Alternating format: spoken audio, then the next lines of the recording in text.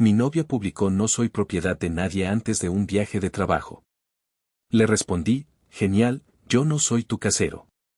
Cancelé todo y cuando volvió, la esperaban sus cosas empacadas y un adiós. Si aún no estás suscrito al canal, haz clic en el botón de suscripción y activa la campanita para no perderte ninguna de nuestras historias. Tu apoyo significa todo para nosotros. Si esta historia te parece interesante, déjale un like. También me encantaría saber de qué ciudad eres, déjanos el nombre de tu ciudad en los comentarios. Ahora, empecemos con la historia. Aquí estoy, sentado en el sofá de mi sala, o lo que queda de ella. La mitad del espacio se siente extrañamente vacía, como si un fantasma se hubiera llevado sus muebles. Sostengo una cerveza, la botella fría suda contra mi mano, y el silencio es tan denso que casi puedo oír mis propios pensamientos rebotando en las paredes desnudas. Todo se derrumbó por una simple publicación en redes sociales. Una frase que, en su momento, pareció inofensiva, casi un cliché de empoderamiento femenino, pero que en realidad era la punta de un iceberg de mentiras y traición. Para que entiendan, deben saber quién soy. Me llamo Leandro, tengo 32 años y soy ingeniero civil aquí en Querétaro. Mi vida siempre ha sido una línea recta: estudiar, trabajar duro, ahorrar. Y desde hacía 3 años, esa línea recta incluía a Dalia. Ella, con sus 29 años y su energía vibrante, había añadido color a mi mundo en blanco y negro. Llevábamos viviendo juntos 18 meses en mi departamento. Y hago un énfasis muy deliberado en la palabra mi, porque esa palabra, ese pequeño pronombre posesivo, se convirtió en el centro de todo este maldito desastre. Este departamento no es solo un conjunto de paredes con un techo. No es una renta que pagamos a medias. Es el fruto tangible de 5 años de mi vida después de la universidad.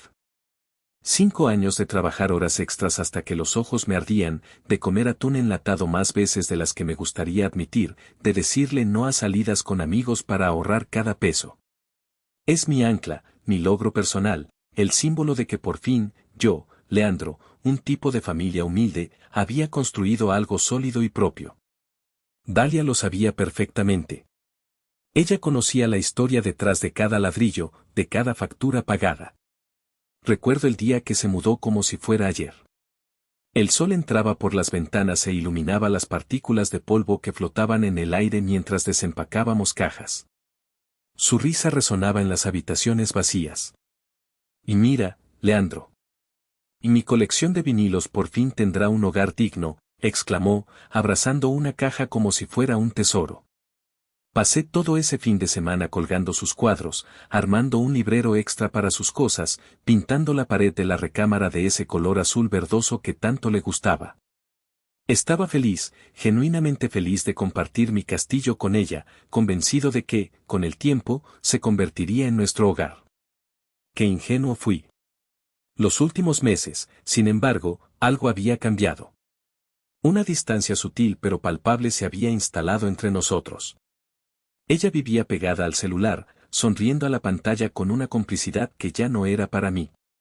Su admiración por su jefe, Fausto, un tipo de 40 y tantos con fama de conquistador, se había vuelto desmedida. Es que Fausto es un genio del marketing, Fausto cerró un trato millonario, Fausto dice que tengo un potencial increíble. Un día, mientras cenábamos, se me ocurrió decirle en broma, oye, hablas más de tu jefe que de tu mamá. Su reacción fue explosiva. Dejó caer los cubiertos sobre el plato, haciendo un ruido agudo que me sobresaltó. No seas ridículo, Leandro. ¿Ahora no puedo admirar a alguien profesionalmente? Qué inseguro eres, me espetó. No volví a tocar el tema, pero esa reacción desproporcionada se quedó grabada en mi mente, una pequeña bandera roja ondeando en la lejanía. La mañana del miércoles empezó como cualquier otra. El olor a café recién hecho inundaba la cocina. Mientras esperaba a que Dalia terminara de arreglarse, me senté en la barra y abrí Facebook en mi celular, un hábito matutino para matar el tiempo. Y entonces la vi. Su publicación más reciente, subida hacía apenas 20 minutos. Era una de esas imágenes con texto, con un fondo de atardecer genérico. Las palabras, sin embargo, no eran nada genéricas. Me golpearon como un puñetazo en el estómago. Hay gente que confunde una relación con posesión. Creen que tu pareja es de su propiedad. Noticia de última hora, no soy propiedad de nadie. Punto. Una mujer puede tener amigos, colegas, y sí, hasta viajar por trabajo sin necesidad de pedir permiso. Si no puedes lidiar con eso, quizá el problema eres tú. Mi primera reacción no fue enojo. Fue una confusión helada, un nudo que se formó en mi garganta. ¿Por qué publicaría algo así? ¿A quién iba dirigido? No habíamos peleado. La noche anterior habíamos visto una película en el sofá, ella acurrucada a mi lado. Le había preparado el desayuno esa misma mañana. ¿Acaso la estaba asfixiando sin darme cuenta? La duda, esa semilla venenosa, comenzó a germinar en mi interior. Me sentí expuesto, juzgado públicamente por un crimen que no sabía que había cometido. Los comentarios de sus amigas no ayudaron, así se habla, reina, díselo, amiga, que les quede claro. Justo en ese momento, Dalia entró a la cocina, fresca y sonriente, ajena al torbellino que había desatado en mi cabeza. Se sirvió una taza de café y, como si nada, soltó la bomba. Oye, Beto, me dijo, usando ese apodo cariñoso que ahora sonaba falso. Te tengo una noticia. Me salió un viaje de trabajo este fin de semana. Un congreso de marketing súper importante. Salgo el viernes por la mañana. Traté de sonar normal, de reprimir la alarma que sonaba en mi interior. Ah, qué bien, amor. ¿A dónde?, pregunté, forzando una sonrisa. A Miami, respondió, sin mirarme a los ojos, ocupada en ponerle azúcar a su café. Miami, suena increíble, dije. ¿Y quién más va de tu equipo? ¿Va todo el departamento? Fue entonces cuando su actitud cambió. Su cuerpo se tensó. Dejó la cuchara sobre la barra con un golpecito seco. ¿Y eso qué importa?, espetó, su voz con un filo repentino. ¿Ves? A esto me refiero exactamente con tu control. No tengo por qué darte un informe detallado de cada movimiento que hago. Es trabajo, Leandro. Trabajo. Ya madura, por favor. La agresividad de su respuesta me dejó sin palabras. Solo era una pregunta, Dalia. Como siempre que viajas, me defendí, mi voz más débil de lo que pretendía. Ella suspiró, un suspiro teatral, como si estuviera lidiando con un niño pequeño. Vamos Fausto y yo. La empresa solo va a mandar a 2 personas para presentar nuestra nueva campaña. Es estrictamente profesional. Fausto. Por supuesto. El genio del marketing. El mismo Fausto que le mandaba mensajes a las 10 de la noche sobre proyectos urgentes. El mismo que le ponía emojis de fuego en sus fotos de la playa. ¿Solo tú y Fausto?, pregunté, y el sabor amargo de la traición ya empezaba a subir por mi garganta. Sí, Leandro, sí, exclamó, exasperada. Deja de ser tan controlador. Por eso publiqué lo que publiqué. Estoy harta. Agarró su taza y su bolso y se dirigió a la puerta. Se me hace tarde, dijo, sin más. No hubo un beso, ni un que tengas buen día. Solo el sonido de la puerta cerrándose de un portazo, un sonido que retumbó en el departamento vacío y en mi corazón roto. Me quedé solo en la cocina, con el eco de sus palabras y el veneno de su publicación corriendo por mis venas. La línea recta de mi vida acababa de tomar una curva peligrosa y violenta. Ese día en la oficina fue una tortura. Me pasé horas mirando fijamente la pantalla de mi computadora, pero los planos y los cálculos eran solo un borrón sin sentido.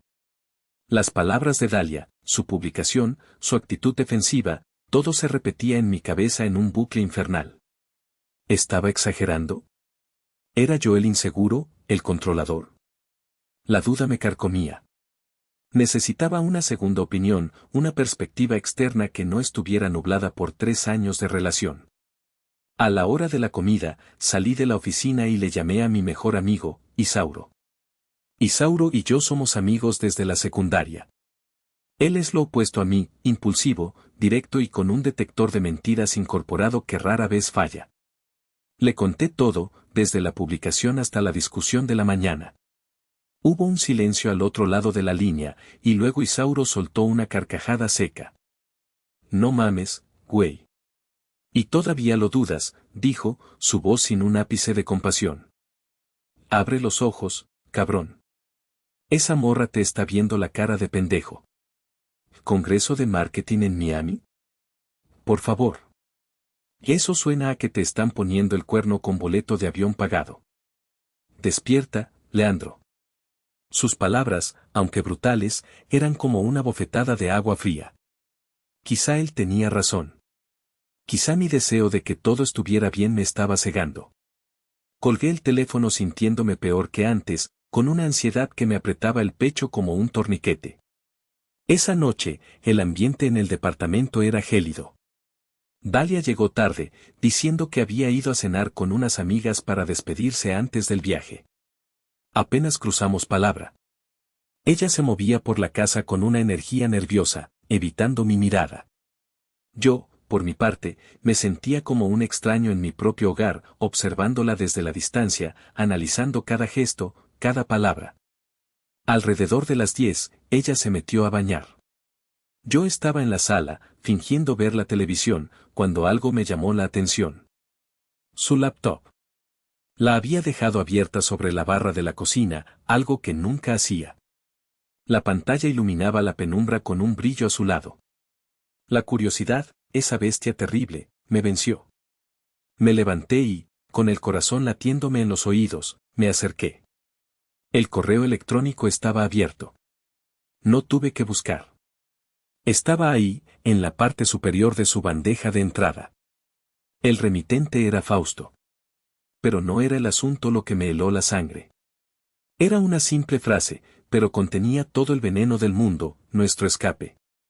Con manos temblorosas, abrí el correo. No era un itinerario de conferencias. No era una agenda de reuniones. Era la confirmación de una reservación de hotel. Un resort de lujo en South Beach, con vista al mar y una cama king size. El correo detallaba el paquete romántico que incluía fresas con chocolate y champaña a la llegada. Y la fecha del correo, la maldita fecha, me golpeó con la fuerza de un tren, había sido enviado hacía 3 semanas. En ese instante, todo el ruido en mi cabeza se detuvo. La confusión, la duda, la inseguridad, todo se desvaneció, reemplazado por una claridad terrible, absoluta y dolorosa.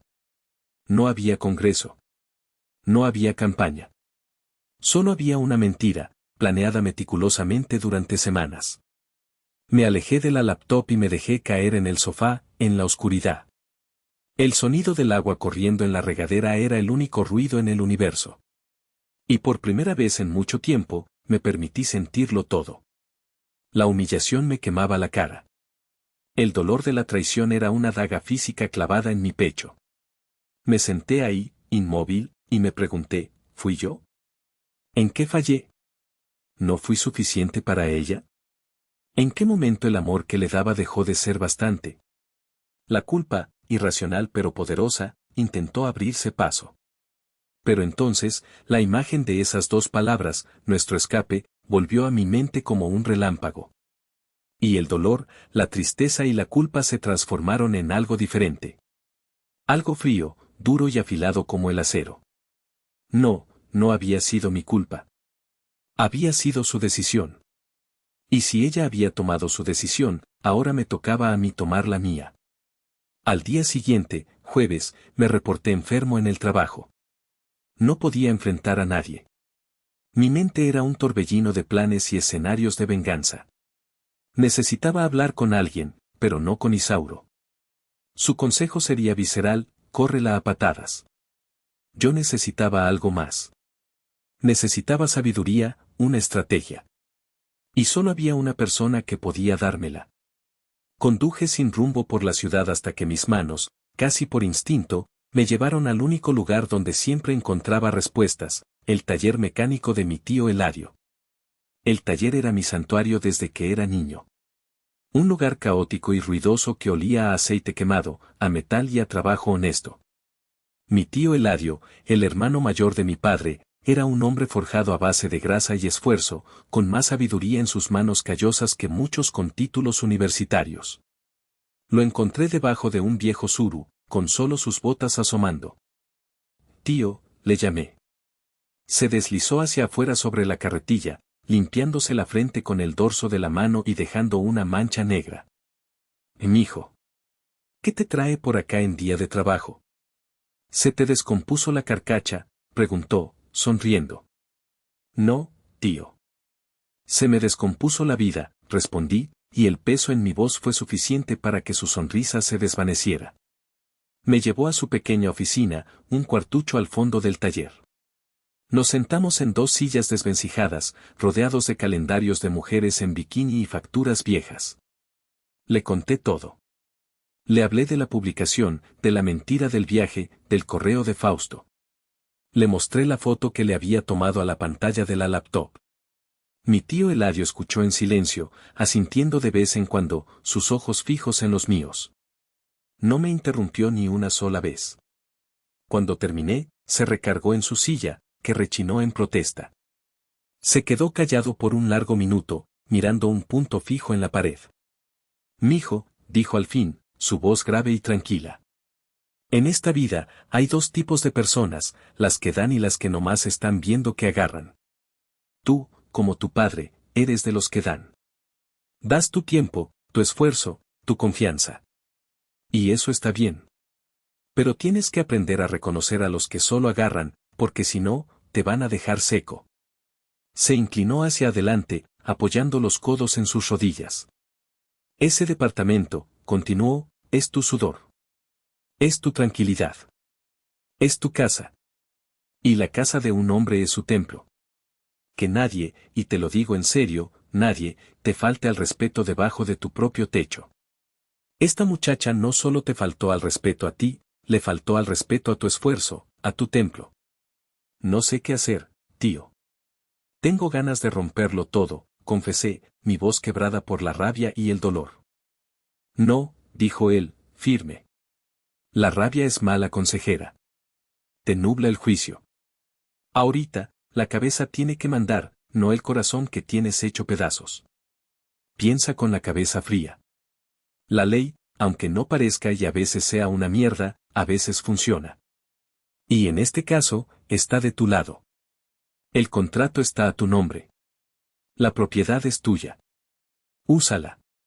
No para vengarte, mijo. Para protegerte.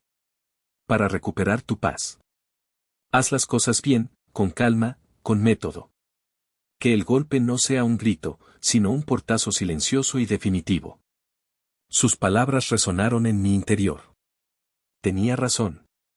Mi plan dejó de ser una fantasía de venganza impulsiva y se convirtió en un acto de autopreservación. No se trataba de hacerle daño a ella, se trataba de sacarla de mi vida, de mi casa, de mi paz, de la forma más limpia y legal posible. Salí del taller de mi tío sintiéndome extrañamente sereno. El caos en mi mente se había disipado. Ahora tenía un plan. Regresé a casa con una determinación que no había sentido en años. La tristeza y la rabia seguían ahí, pero ahora estaban canalizadas, enfocadas en un solo objetivo. Me senté en mi escritorio, abrí mi propia laptop y comencé a actuar. Mi primer movimiento fue digital. Entré al portal de la administración del edificio. Busqué la sección de mi contrato de arrendamiento con opción a compra. La fecha de renovación era en 3 semanas. Vi el botón verde brillante que decía renovar contrato y, justo a su lado, un enlace de texto mucho más discreto, notificar no renovación. Hice clic en él sin dudarlo. Llené el formulario, seleccioné la fecha de desalojo para el final del mes y envié la notificación. Un correo de confirmación llegó a mi bandeja de entrada al instante. Primer paso, completado. Luego, abrí otra pestaña y busqué empresas de mudanza en Querétaro. Llamé a la primera. ¿Tienen disponibilidad para este sábado por la tarde? No, señor, estamos llenos. La segunda, lo mismo. La tercera me puso en espera. La ansiedad comenzó a arañarme el estómago. ¿Y si no encontraba a nadie? Finalmente, la cuarta empresa, una más pequeña llamada Mudanzas El Veloz, me dijo que tenían un hueco de 3 horas, de 2 a 5 de la tarde. Perfecto. Agendé el servicio. Segundo paso, completado. El tercer paso requería un poco más de astucia. Busqué bodegas de autoalmacenamiento. Encontré una cerca del departamento. El formulario de registro en línea pedía los datos del arrendatario. Fui al cajón donde guardábamos los recibos y saqué uno del servicio de televisión por cable que estaba a nombre de Dalia. Usé su nombre completo, su CURP, su número de teléfono. Pagué el primer mes con mi tarjeta de crédito. Imprimí el contrato y el código de acceso. Tercer paso, completado. Esa noche, la tensión en el aire era tan espesa que se podía cortar con un cuchillo. Dalia estaba terminando de empacar su maleta. La observé desde el marco de la puerta de la recámara. Sacó de una bolsa de una tienda departamental cara un conjunto de lencería de encaje negro. Lo sostuvo frente a ella, mirándose en el espejo. ¿Crees que esté bien para la cena de gala del Congreso?, me preguntó, con una sonrisa coqueta, una sonrisa que ahora me revolvía el estómago. Mi instinto era gritarle, arrojarle el correo de Fausto a la cara. Pero recordé las palabras de mi tío, cabeza fría. Así que respiré hondo y forcé la sonrisa más convincente que pude. Te verás muy bien, amor, le dije. El contraste entre mi calma exterior y el volcán que rugía en mi interior era una tortura. Sentía un asco profundo, una repulsión física hacia la mujer que había amado, pero no lo demostré. La mañana del viernes llegó. Dalia estaba emocionada, casi infantil. Ay, ya quiero sentir el calorcito de Miami, decía mientras se maquillaba. A las 8 en punto, sonó el interfono.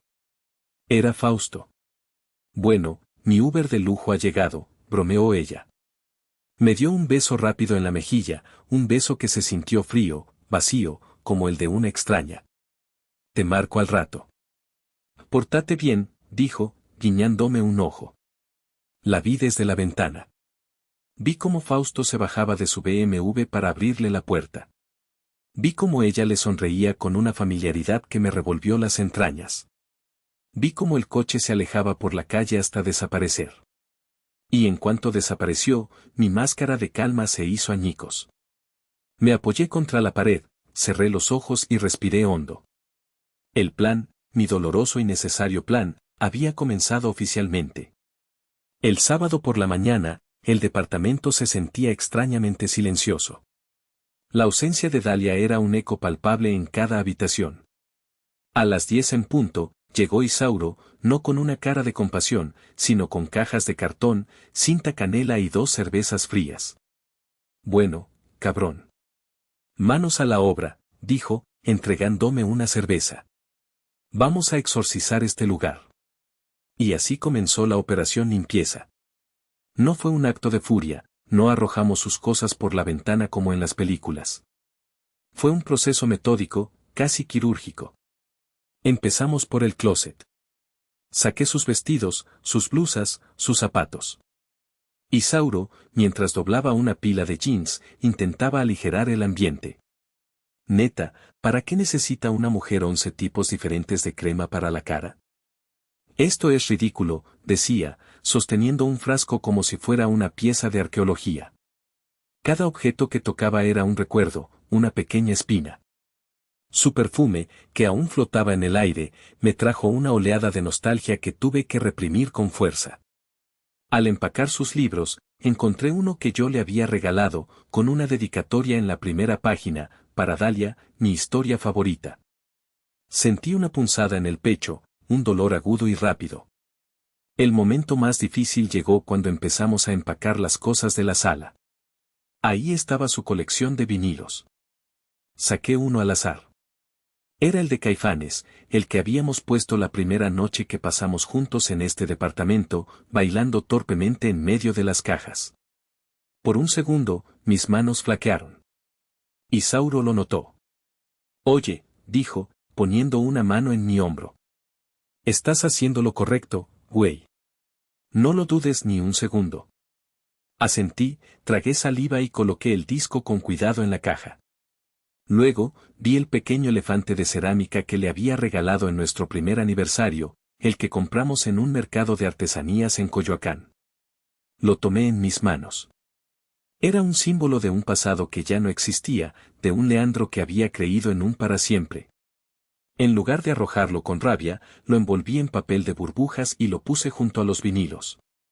Era un adiós, no solo a ella, sino a esa versión ingenua de mí mismo. A las 2 en punto, llegó el camión de mudanzas El Veloz. 2 hombres corpulentos subieron y, en menos de una hora, todas las cajas desaparecieron. El departamento se sintió enorme, hueco, como una cáscara vacía. El eco de nuestros pasos era lo único que llenaba el silencio. Cuando los de la mudanza se fueron, realicé el acto final. Coloqué sobre la barra de la cocina, ahora impecablemente limpia, 3 objetos: la notificación impresa de no renovación del contrato, el papel con la dirección y el código de acceso de la bodega, y la llave de la misma.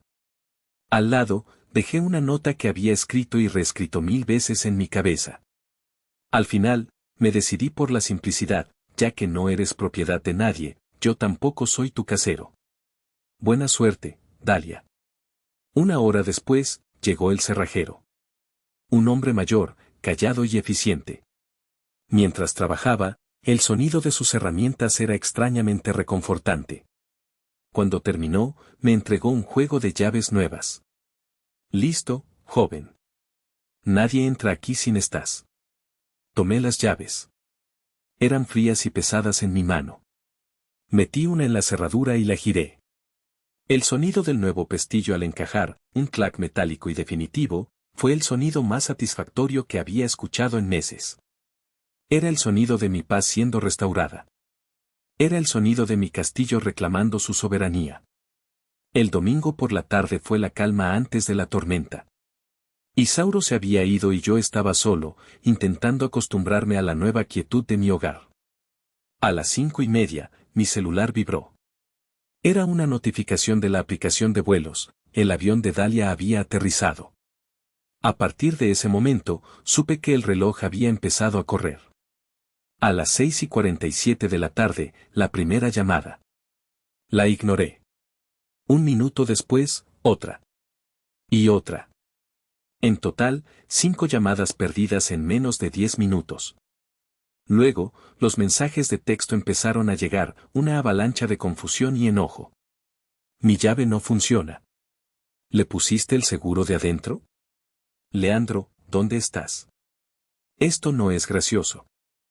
Contesta el maldito teléfono. ¿Qué chingados le hiciste a la puerta? Yo estaba sentado en el sofá, viendo la televisión con el volumen alto, sintiendo una mezcla de ansiedad y una extraña sensación de poder. A las 7:15 de la tarde, escuché los golpes. No eran toquidos, eran golpes secos, furiosos. Y Leandro, sé que estás ahí. Abre la puerta ahora mismo. Respiré hondo, me levanté y caminé hacia la puerta. La abrí lentamente, solo lo suficiente para que la cadena de seguridad se tensara. A través de la rendija, vi su rostro, rojo de furia. Hola, le dije, mi voz sorprendentemente calmada. ¿Qué tal el Congreso? Mi llave no funciona. ¿Qué hiciste?, gritó, ignorando mi pregunta. Cambié la cerradura, respondí, con la misma tranquilidad. Revisa la barra de la cocina. Te dejé unos documentos importantes. Su rostro pasó de la furia a la incredulidad. ¿Estás loco? Déjame entrar. Yo vivo aquí. De hecho, no, la corregí. Tú no vives aquí. Nunca estuviste en el contrato. Revisa los papeles. Fue entonces cuando, detrás de ella, apareció una figura. Era Fausto. Todavía llevaba puesta la ropa de turista, una camisa de lino arrugada y unos mocasines sin calcetines. Ni siquiera había tenido la decencia de dejarla en la puerta e irse. Se veía increíblemente incómodo. ¿Qué está pasando aquí?, preguntó, dirigiéndose a mí. Hola, Fausto, lo saludé, con una sonrisa que no llegó a mis ojos.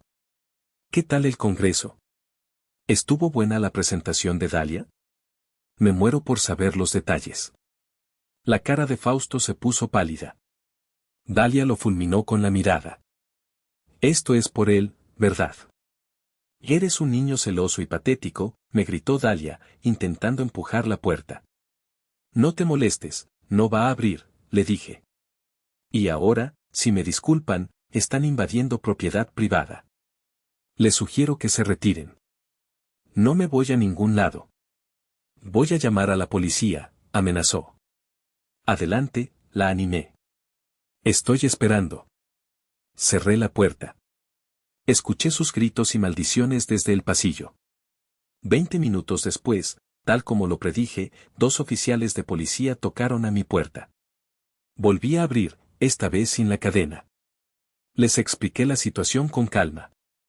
Les mostré mi contrato de propiedad, donde solo aparecía mi nombre. Les mostré los recibos del banco que demostraban que yo, y solo yo, pagaba la hipoteca y los servicios. Les mostré la notificación de no renovación impresa que le había dejado, con la fecha de 3 días antes. Mientras yo hablaba, la señora Carmen, mi vecina de enfrente, una señora mayor y chismosa pero de buen corazón, abrió su puerta.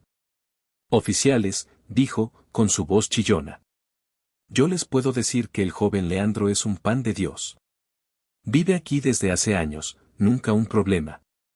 Ella, dijo, señalando a Dalia con la barbilla, es la que siempre anda armando escándalos.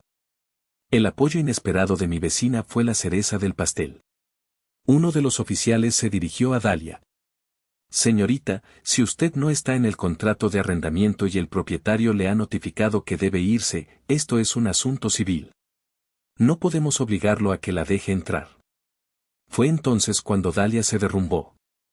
Empezó a llorar, un llanto teatral y escandaloso. Es que él es un abusivo, un controlador. Me tiene aislada, sollozaba. Pero su actuación no convenció a nadie, especialmente con Fausto parado a su lado como un adorno incómodo. El otro oficial, visiblemente harto, le preguntó, señora, ¿tiene a dónde ir a pasar la noche? Fausto, sintiendo todas las miradas sobre él, carraspeó y dijo, con la voz de un cobarde, sí, claro. Puede quedarse en mi sofá. Hasta los policías tuvieron que reprimir una sonrisa. Le indicaron a Dalia que debía retirarse. Agarró su maleta y el brazo de Fausto, lanzándome una mirada que prometía una guerra nuclear. Esto no se va a acabar aquí, Leandro, siseó. Cerré la puerta, le di las gracias a la señora Carmen a través de la mirilla, y me recargué contra la madera. La tormenta había pasado. O al menos, la primera oleada. Pensé que la humillación pública sería suficiente. Me equivoqué. Dalia no era de las que se retiran en silencio. Si yo había iniciado una batalla, ella estaba dispuesta a librar una guerra total. Esa misma noche, mi teléfono empezó a explotar. Primero fue su hermana, Leonor. Eres un monstruo sin corazón. ¿Cómo pudiste echar a mi hermanita a la calle como a un perro?, me gritó. Intenté explicarle, pero no me dejó hablar. Luego, sus amigas, una tras otra, enviando mensajes llenos de insultos. El guión era siempre el mismo, yo era el villano, Dalia la víctima inocente. Al día siguiente, la guerra escaló al siguiente nivel, el digital. Dalia publicó un largo y lacrimógeno post en Facebook. Era una obra maestra de la manipulación. Hablaba de abuso narcisista, de cómo lo había dado todo en la relación y de cómo yo, en un ataque de celos psicópatas, la había dejado en la calle solo por ir a un viaje de trabajo. Para rematar, publicó una foto de la fachada de mi edificio, con mi número de departamento claramente visible. Tengan cuidado con este hombre, concluía el post. Los comentarios eran una jauría de lobos digitales. Amenazas, insultos, gente diciendo que irían a darme una lección. Por un momento, sentí miedo. Pero luego, la rabia se impuso. ¿Ella quería jugar sucio? Bien. Yo jugaría de forma inteligente. Creé mi primera publicación en años. No fue un texto largo ni emocional. Fue preciso y letal. La verdad suele ser más simple que la ficción que algunos inventan, escribí. Y adjunté 3 imágenes. La primera, una captura de pantalla de su propio post, el de no soy propiedad de nadie. La segunda, una captura de pantalla de la foto que ella misma había subido a sus historias de Instagram el sábado por la noche, brindando con Fausto en un restaurante de Miami, con el texto Cena de Congreso. La tercera, la foto que le había tomado al correo de Fausto, con el asunto nuestro escape y los detalles del resort de lujo. No añadí más explicaciones. No era necesario. Las imágenes hablaban por sí solas. La publicación se extendió como la pólvora entre nuestros amigos en común. Pero el golpe de gracia vino de la fuente más inesperada. Unas horas después, apareció un comentario en mi publicación. Era de una mujer que no conocía. Su nombre era Sofía. Su comentario decía, con razón se la pasaba en viajes de trabajo, cuando estaba conmigo. Huye de ahí, reina, ese hombre es un mentiroso compulsivo. Era la ex esposa de Fausto. Ese comentario fue una bomba nuclear. La narrativa de víctima de Dalia se hizo añicos en un instante. En menos de una hora, su publicación original había sido eliminada. Pero no se detuvo. Al día siguiente, recibí una llamada de mi jefe. Recursos Humanos había recibido una queja anónima acusándome de comportamiento hostil. Por suerte, el video de la cámara del timbre de mi puerta, que grababa todo el pasillo, demostró que yo había mantenido la calma en todo momento mientras Dalia gritaba. La queja fue desestimada. El miércoles, la vi por la ventana de la cocina. Estaba abajo, en la acera, hablando con un cerrajero, señalando mi puerta. Bajé inmediatamente. Buenas tardes, le dije al cerrajero. Soy el propietario legal de este departamento. Esta señorita no vive aquí. Le mostré mi identificación y una copia del contrato. Dalia, al verse descubierta, se puso furiosa. Mientras se alejaba, sacó una llave de su bolso y, a plena luz del día, pasó por el costado de mi coche, dejando un profundo y malicioso rayón desde el faro hasta la puerta trasera. Lo que no sabía era que la cámara de seguridad del estacionamiento del edificio estaba grabando cada uno de sus movimientos. Acababa de cometer el error final. La guerra de Dalia, lejos de destruirme, solo me había dado más munición. Al día siguiente, con el video del vandalismo en una memoria USB, fui a la delegación y presenté una denuncia formal por daños a la propiedad. El proceso fue lento, pero la evidencia era irrefutable. Unas semanas después, Dalia fue citada a declarar. El resultado fue una pequeña victoria para mí y una gran catástrofe para ella. El juez la declaró culpable. La sentencia no fue cárcel, pero sí dolorosa. Tuvo que pagarme el costo total de la reparación de la pintura del coche, una suma que ascendía a casi 22,000 pesos, además de una multa considerable. Su madre me llamó, esta vez no gritando, sino llorando, suplicándome que retirara los cargos. Le va a arruinar el currículum, Leandro. No conseguirá trabajo, me rogaba. Señora, le respondí, con una calma que me sorprendió a mí mismo. Las acciones tienen consecuencias. Su hija rayó mi coche a propósito. Ahora tiene que enfrentar las consecuencias de esa acción. No es personal, es justicia. Y tenía razón sobre su trabajo. El escándalo, sumado a la denuncia penal, fue la gota que derramó el vaso. Un conocido que trabajaba en la misma agencia de marketing que ella me contó el chisme completo. La historia del viaje falso a Miami se había sabido en toda la oficina. Fausto, para salvar su propio pellejo, había dicho que Dalia lo había engañado. Como resultado, a él lo degradaron y lo transfirieron a otro departamento, lejos del personal femenino joven. A Dalia, por mentir a la empresa y por el cargo de vandalismo que dañaba la imagen de la agencia, la despidieron. Su brillante perfil de LinkedIn, que antes rebosaba de logros, ahora tenía la humilde frase, en búsqueda de nuevas oportunidades. Pero la verdadera tragedia griega, la culminación de su irresponsabilidad, llegó por correo. Un día, recibí una carta de la empresa de almacenamiento. Era una notificación de que la bodega rentada a nombre de Dalia estaba a punto de ser subastada por falta de pago. El mes que yo había pagado había expirado, y ella nunca se había presentado a liquidar el siguiente ni a recoger sus cosas. Llamé a la empresa, les confirmé que ya no tenía ninguna relación con la arrendataria, les proporcioné el número de teléfono de Dalia y me desentendí del asunto. 2 semanas después, recibí un mensaje de texto de su hermana Leonor, lleno de furia y faltas de ortografía. Eres un desgraciado. Por tu culpa mi hermana perdió todo. Al parecer, Dalia había estado posponiendo ir a la bodega, siempre con una excusa: mañana voy, no tengo dinero ahora, que Leandro lo pague. El mañana nunca llegó. Todas sus pertenencias, su ropa de diseñador, su preciada colección de vinilos, incluso la vajilla de porcelana de su abuela que tanto presumía, todo había sido vendido al mejor postor por una fracción de su valor. Le respondí a Leonor por última vez: tu hermana tiene 29 años, no 9. Le di un lugar, le di la llave, le di la dirección y le pagué el primer mes. Si ella no fue capaz de hacerse responsable de sus propias cosas, ¿por qué crees que yo debería haberlo hecho? No recibí respuesta. Los meses que siguieron fueron como despertar de una larga pesadilla. Isauro se mudó temporalmente a la habitación de invitados, y su presencia ruidosa y alegre fue el mejor antídoto contra los fantasmas del pasado. El departamento, que se había sentido vacío y triste, volvió a llenarse de vida. Noches de pizza, torneos de FIFA en la consola y pláticas honestas hasta la madrugada. La energía había cambiado. El aire se sentía más ligero. Una tarde, mientras llegaba al edificio, el conserje me detuvo. Joven Leandro, la señorita Dalia está en el interfono. Dice que es urgente. Mi corazón dio un vuelco, pero no de amor ni de odio, sino de simple cansancio. Le indiqué al conserje que me pasara la llamada.